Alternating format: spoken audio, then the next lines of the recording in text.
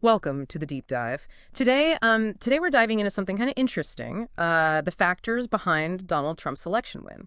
And of course, this is all just a fictional analysis, but it does raise some thought-provoking questions about what might have contributed to his victory in this particular scenario. Before we go any further, though, I do want to emphasize that we're approaching this purely from an analytical perspective. We're not here to endorse any particular viewpoint or take sides. Our goal is simply to explore the dynamics that might have led to this outcome in this fictional world. And that's what I find so intriguing about this analysis. It doesn't get bogged down in the weeds of specific policies or controversies. Instead, it looks at the bigger picture, trying to understand the currents that propelled him to victory. Yeah, it's like we're trying to figure out the why behind the what, right? Yeah, exactly. Okay, so let's jump right in. One of the first things that really stood out to me in the analysis was the whole idea of Trump's base. It talks about this deeply loyal base, people consistently showing up at rallies, seeing him as a champion for their concerns. What are your thoughts on that? Well, it's more than just enthusiasm. Yeah. These voters really felt a genuine connection with Trump. They saw him as someone who understood their frustrations, someone who spoke their language. There was this sense of disillusionment with the establishment. People were craving someone who would break the mold. And that's where Trump's unconventional style really resonated. Yeah, it's like they were tired of the same old political playbook. They wanted someone who would shake things up a bit, someone who wasn't afraid to be blunt and tell it like it is. Exactly. And that assertive, direct approach, even when it went against the grain, really resonated with this segment of voters. They felt heard, represented, and empowered, which is a stark contrast to how they viewed more traditional politicians. So we've got this solid base, energized and ready to go. But what about the issues? Personality aside, what resonated with voters beyond just liking Trump as a person? You can't underestimate the significance of the economy, especially in this fictional election. The analysis really highlights Trump's focus on job creation and tax cuts. Those pocketbook issues that are always front and center for voters. Yeah, makes sense. People want to feel secure about their jobs, their future. They want to see a path to a better economic situation for themselves and their families. Absolutely. And, Trump's business background played a role here, too. It allowed him to project an image of competence on these issues. Whether justified or not, voters perceived him as understanding the economy. And that provided a sense of confidence, which is incredibly powerful when it comes to swaying voters. So it's a combination of economic anxieties and a belief that Trump could actually deliver on his promises. But there's more to it than just domestic concerns, wouldn't you say? His America First approach, especially in foreign policy, that seems to have struck a chord as well. It did. The analysis emphasizes this focus on reducing overseas military involvement, prioritizing domestic issues, and renegotiating trade deals. And for voters who felt that the U.S. had become overextended globally, this idea of bringing things back home, focusing inward, it was very appealing. It's like a recentering, putting American interests first and foremost. I'm curious, did this resonate with any particular groups of voters? You bet. This message was especially potent among working-class voters and those in rural areas, people who felt the impacts of globalization and economic shifts most acutely. They saw America first as a way to safeguard their jobs, their communities, their way of life. And it wasn't just about economics, right? Immigration and border security were key parts of this narrative as well. Absolutely.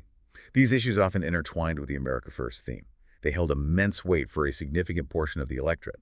For them, Trump's strong stance on border control and immigration restrictions spoke directly to their concerns about national sovereignty and security. So we've got a loyal base economic anxieties and a foreign policy approach that really tapped into some specific concerns.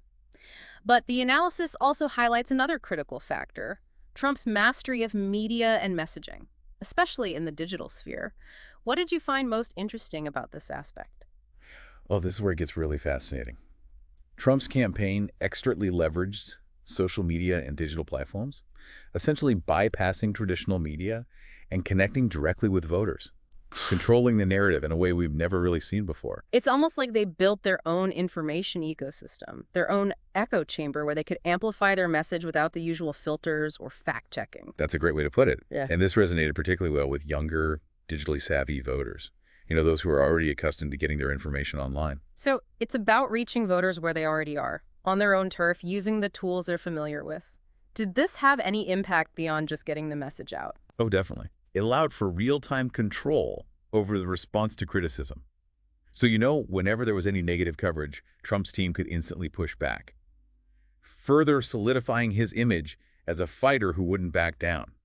And this really resonated with voters who felt like he was on their side, taking on the establishment. It's like they created a digital fortress, deflecting attacks while simultaneously rallying their supporters.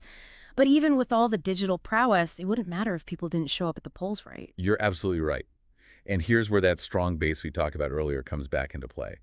The analysis points out that while both candidates energized their supporters, Trump's base showed up in force, especially across those crucial battleground states. So it was this combination of enthusiasm, targeted messaging, and a strong ground game that actually translated into votes. Exactly. And it's worth noting that this high turnout wasn't just about personality or digital wizardry. It was fueled by those core themes: the promise of economic revitalization, the appeal of America first, the desire for strong leadership. So it's a complex mix of factors, each playing a crucial role in this fictional victory. I wonder, are there any broader lessons here? Is this just about Trump, or can we apply these insights to other elections and the evolving nature of political campaigns? That's a great question, and it's something we'll definitely delve into further as we continue our deep dive. But before we do that, let's shift gears a little bit and take a closer look at the other side of the equation, the opposition. Okay, that's a perfect segue into our next discussion point. Stay tuned as we unpack the dynamics of opposition turnout and explore the potential impact of strategic voting. We've been talking a lot about the factors that might have contributed to Trump's win in this fictional scenario. But as you rightly pointed out, every election has two sides. So let's shift gears a bit and examine the opposition's role in this outcome. Yeah, that's a really crucial point. It's easy to get caught up in the winner's narrative, but understanding the other side of the equation is essential. So what insights does the analysis offer about their efforts? Well, it suggests that while they were successful in energizing their own base, they may have struggled to mobilize voters in those all-important battleground states. Right, because it's not just about national popularity, it's about winning in specific locations that carry significant electoral weight. Exactly. So even if the overall vote is close, losing in those key states can be decisive. Absolutely. Why do you think that happened? Was it apathy, strategic blunders, or something else entirely? Well, the analysis leaves this open to interpretation, which I find quite thought-provoking. It raises questions about the effectiveness of their messaging. Did they really connect with voters in those specific regions? Did they perhaps underestimate Trump's appeal in those areas? It's like a political puzzle, isn't it? We have all these pieces. But figuring out how they fit together to create the complete picture is the real challenge. Did the analysis offer any clues about potential missteps or missed opportunities for the opposition? It hints that their focus on national issues might have overshadowed the specific concerns of voters in those battleground states. Perhaps their message didn't resonate as strongly with the economic anxieties or cultural values that were driving voter choices in those regions. It's like trying to win a local election with a national campaign. You need to tailor your message to the specific concerns and values of the people in that area. A one-size-fits-all approach often falls short. Exactly. And it highlights the importance of understanding the nuances of each electoral battleground and crafting a message that speaks directly to the hearts and minds of those voters. This fictional scenario mirrors so many real-world elections. We often see candidates struggling to connect with voters outside of their core base, or failing to adapt their message to resonate in different parts of the country. It's a recurring challenge in any election. And this analysis really underscores just how crucial that local connection is. So we've examined the winning side's strengths and the opposition's potential weaknesses. It paints a pretty comprehensive picture of this fictional election. But what about the voters themselves? What motivated them to make the choices they did? This is where the analysis gets really, really interesting. It delves into the motivations of Trump voters. And it's not just about simple demographics or political affiliations. It's a much more nuanced picture. So it's not as simple as saying, well, they're Republicans, so they voted for Trump. It's about understanding a deeper set of values and beliefs that influence their decisions. Precisely. Okay. The analysis reveals this cluster of motivations that were particularly salient for these voters: a desire for strong leadership, a yearning for economic security, a sense of cultural anxiety, and a skepticism towards globalization and its effects. It's almost like weaving a tapestry, isn't it? Individual stories and experiences intertwine with this shared sense of unease or dissatisfaction with the way things are. That's a powerful image. And you're right. These voters weren't simply looking for policy solutions. They sought a leader who understood their concerns, shared their values, and promised to shake things up and prioritize their interests. And Trump, with his unconventional style and his America First message, seemed to embody that promise for them. He did. He positioned himself as the champion of the forgotten man, the voice of those who felt ignored or marginalized by the political establishment. And that resonated profoundly with voters who felt left behind by economic changes, cultural shifts, or the perceived failures of previous administrations. It reminds us that elections are often decided by those who feel most disenfranchised, those seeking someone to fight for them and give them a voice. Absolutely. It's a lesson that transcends any particular candidate or election cycle. Understanding the motivations of those who feel unheard is essential for any political movement seeking to build a lasting connection with voters. So we've covered a lot of ground today. We've analyzed the winning strategy, the opposition's challenges, and the complex motivations of the voters themselves. It's been a fascinating look at this fictional election, but the analysis doesn't stop there, does it? It goes beyond just explaining what happened to raise some bigger questions about the forces shaping our political landscape. You're right. It prompts us to consider the role of media in shaping public opinion, the impact of economic anxiety on political choices, and the growing divide between those who feel represented by the system and those who feel alienated from it.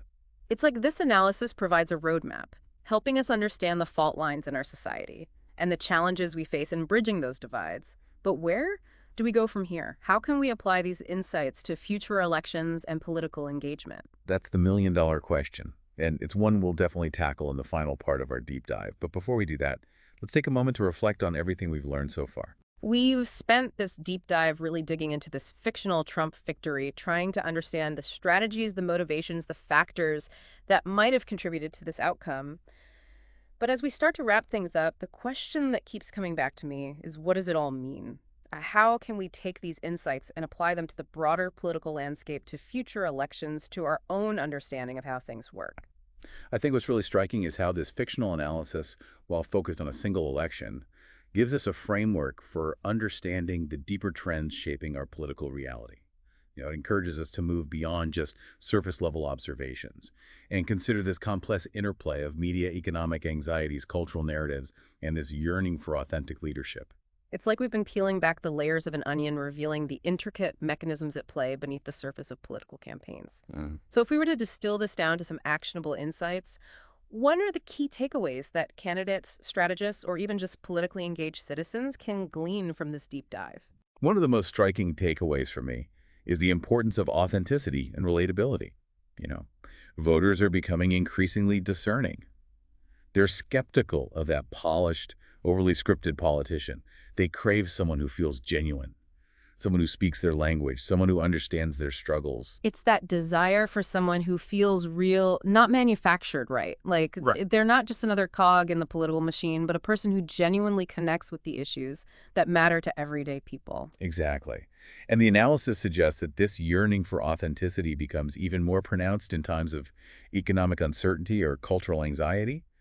Voters are looking for a leader who will disrupt the status quo, someone who seems like they're on their side fighting for their interests. So it's not enough to just have the right policies you need to embody a certain image, a persona that resonates with voters' desire for change and sense of being heard and represented.